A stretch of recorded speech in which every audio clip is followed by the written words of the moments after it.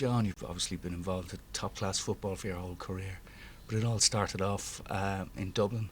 Yeah. And I think your dad was a League of Ireland player as well. He was. My father, I think he played for Bowes and Shelbourne. Not for long spells. He was mostly involved with the Distillery, a team called the Distillery, which I think was in the Leinster League at that time, quite a successful team. But he did play, he played a fair bit.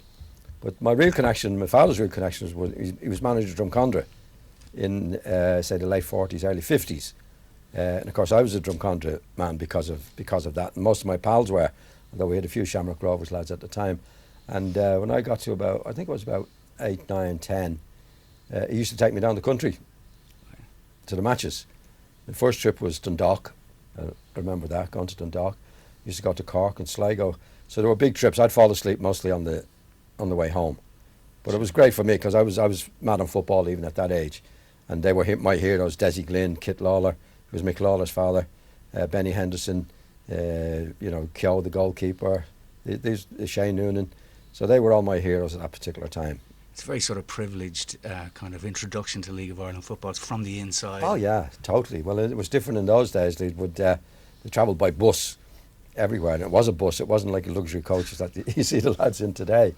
So there were long trips, but they'd stop and have a meal. There's nearly a full meal. I remember that. Like now it's whatever it is, a bit of chicken or that. And of course when they were coming home, if they went to Cork or anywhere, they didn't leave straight after the match. It was quite a social business in those days. If they went to Cork, they'd be kicking lumps out of each other on the pitch.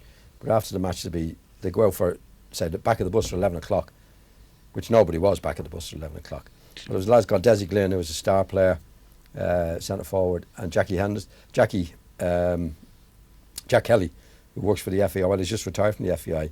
They were two non-drinkers. So my father would push me onto them, and they'd look after me until they came back at 11 o'clock, sure, or 12 o'clock, whatever the time might be for the bus. And then your own playing career, Stella Maris, I suppose, as a youth, you played with Stella Maris. Yeah, well, I played a few. I started with a team called Dublin City with Tom Tunney, who was a really well-known man in schoolboy football. And then he changed the name to Munster Victoria. I had a few years with them, because under 14 was the youngest you could play under. Right. And I think I was 8 or 9. I was playing under 8 or 9, so I was playing for a few years. And then my father formed a team himself called the Leprechauns. So it suited me. I was a small guy. And then for my last year at schoolboy football under 15, I went to Stella. So I had a year with Stella before I went to Manchester United. You were 16 when you went out. 15. 15, sorry. Yeah. Do you remember the day when they came knocking on the door? I remember the first time my father told me that Manchester United were interested in me. I lived in Ormond Square, which is inner Dublin, just off the quays down by the forecourts, the markets area. And I think I was 14 at the time.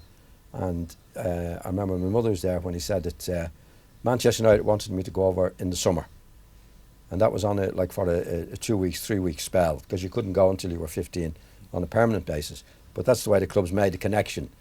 I went over, that was 1955. I went over when I was 14 for the pre-season training, for a few weeks of the pre-season training. It was the time of the Busby Babes, and Liam Whelan was there at the time.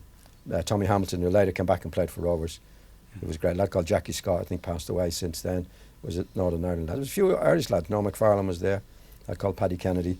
But Liam Whelan and Tommy Hamilton in particular looked after me when I was there for a couple of weeks. So I think it was a proper pain in the backside to them, to be honest. And then, everybody knows what happened next. Manchester United, ups and downs, I suppose, at United. There's always ups and downs, in football. And then the golden period at Leeds for yourself. Yeah, I had 7 years at Manchester United, so I enjoyed those years. Got on very well with Manchester people, the players generally. They made me very, very welcome. And then it was time to move. I moved to Leeds then. I was in 56 when I first went, 63, which was 7 years later. I went on to Leeds. So I had the main part of my career at Leeds. I went when I was 22, and I left when I was 34. So I had 12 years at Leeds. The prime years as well. Yeah. And then you were player manager at West Brom for 2 years. I went to West Brom for a couple of years. Yeah, I enjoyed that as well. West Brom was a famous old club as well. Yeah. They won the cup when I was a kid in 1954. They had an Irish fella, Paddy Ryan, playing for them then, and Ronnie Allen and Barlow, who were great players. Yeah. So West Brom were very good. I enjoyed it. They were lovely people in Birmingham as well. And what was it that brought you back to Shamrock Rovers? Well, I didn't enjoy the managerial role. I didn't have enough, what I felt was enough control over, players' wages and transfers and that. And I thought the only way to do it would be to be a part owner of the club, to get the conditions that I wanted. So I come back to Shamrock Rovers at that time, and I had an option on 50% of the club, which I never took up. Yeah. But that was the general principle of it, and to keep some of the young players' talent in the country, which we did. We had a few who later on went on. Jim Beglin, Pierce O'Leary, Liam Buckley, Alan Campbell. They all went and played abroad at some stage, but it was a big task. There was no backing in those days. There was no backing from the government or anybody else for that matter. I was going to ask you actually, like, how much of a culture shock was it coming back from places like Leeds, Manchester United, West Brom, to be making your living and dealing with the lack of resources, I suppose? Yeah, well, I knew what I was doing. I knew what the League of Ireland was like before I went away, and it hadn't changed that much. So it was a totally different job.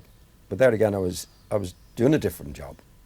I was 77. I was going on 37 when I came back. So I played in most of the games in England that I'd wanted to play in. So it wasn't a culture shock, but the conditions were still bad in relation to playing in England. And one of the aims of that, I suppose it's been referred to as a project, yeah, was to establish an Irish domestic team in Europe. Well, yeah, that was the long-term business. But a lot of nonsense in the papers at that time. Now, people were saying I wanted to win the European Cup in 5 years' time and all that nonsense. What I wanted to do was have a team that could compete, obviously, in Europe. But that took time. But it's different between playing in Europe and competing in Europe. We got to Europe in the first year I was here. We won the Cup. We were in the Cup Winners' Cup. We were knocked out after 2 rounds. And like most of the clubs found in recent times, it can cost you money. Unless you got a run in Europe, it can cost you money. It's all right getting into Europe, but you have to be able to compete. So that was the aim, and I thought that was it was feasible. And when you left, I think it was 6 or 7 years you were? I was 77 to 82, right. 82, 83 time. Yeah. 5 years. Yeah, about 5 years. When you left at the end of that period, did you feel like it had been a successful time for you there? Not really, no. I don't think we did what we wanted to do. Although what we were aiming to do was very high. It was the first time anybody ever tried it, to try and get a youth policy with full-time players at Rovers at that time. So I wouldn't say it certainly didn't achieve what I hoped it would achieve. But we did leave. We left Milltown in good order. The lights in, the pitch was very good team, good lot of players that eventually went away. Most of the few players we left went away. And I think Jim McLaughlin took over and added to it and became a very, very successful team. So there was a good base there, but not what we intended to do. And of course, through that period, and I think from when you were in England as well, you were also player managing the national side. Yeah, I was playing. I started with player managing the national team when I was at Leeds. I was at Leeds when I started. That was in '73, and then I went to West Brom in '75. So I was player manager of West Brom and the Irish team, and then when I got back to Rovers, I was player manager of Rovers and the Irish team. Sucker for so I had a busy time of it, How tough was it to have the responsibility of being the manager as well as playing? Well, I didn't feel any extra responsibility, to be honest. Obviously you're responsible more for results than when you're just playing, but that's part of the job. But from the playing side, I felt okay because I felt what I was doing on the pitch with Leeds and West Brom and Rovers, I wasn't doing anything different when I was manager. What you have to do with that situation is to establish with the players that you're a player manager, you're playing. You're not going to be playing well all the time, but you're going to be doing the best you can, and you expect the same from them. And also, you're in a position that if you have to criticise, you criticise. Not like, well, you're not playing very well yourself. That was established with the players because I knew the players obviously in the Irish team, and a lot of them were pals of mine. So once you establish that, it's okay. And luckily enough, I played okay anyway. When the management came to an end, the next step for you was as a pundit, certainly from the public point of view. Oh yeah. Do you think that the sort of the disciplines and the analysis required for management set you up for that? Well, I wouldn't say so much the discipline. I had no intentions of going into the television business. It happened by accident in many ways.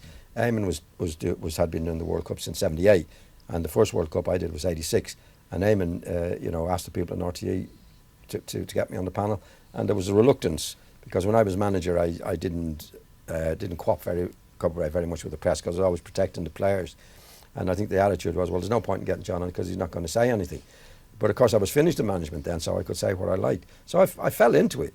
Really, I had no plans to go into the punditry business anyway. But I think what did stand me in good stead was having a career playing.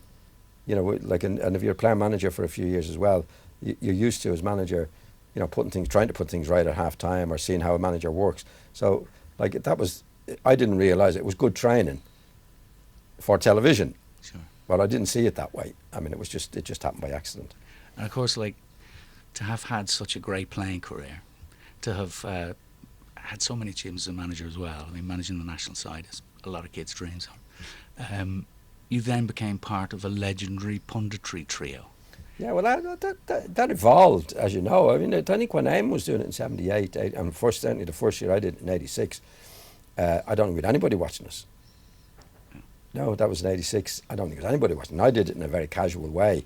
But what happened was that, events conspired really for the success of the panel, because we got to the European Championship in '88 and the first World Cup ever in 1990.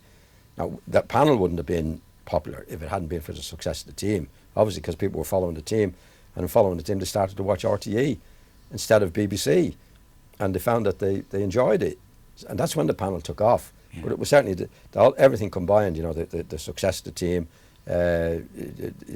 Bill, Eamon and myself, we only did, the three of us, when they all did the World Cup in '90. We have a panel now to do it, but we were doing a little studio here. But I didn't know, it was so busy that it was like in the studio, go home, rest, come back in the morning, pulling things out. I didn't even know we were getting a good response. Sure. So but it was obviously the big thing was the Irish team qualifying for the World Cup for the first time. The viewers then, everywhere all over the country, was interested in the Irish team, and luckily enough, they tuned into RTE. And how was it? You obviously knew Eamon Dunphy extremely well before you went on the panel. Yeah, I knew Eamon since he was 10. I went to Stella when I was 15 for a year, and Eamon lived just up the road from Stella, and Eamon used to spend all his time down in the dressing room, and we had to have a table tennis ball and that. So Eamon was at Stella a long time before I was, and then he came to Manchester United 5 years after I'd been started at Manchester United. So, Eamon himself go back a long way in that respect.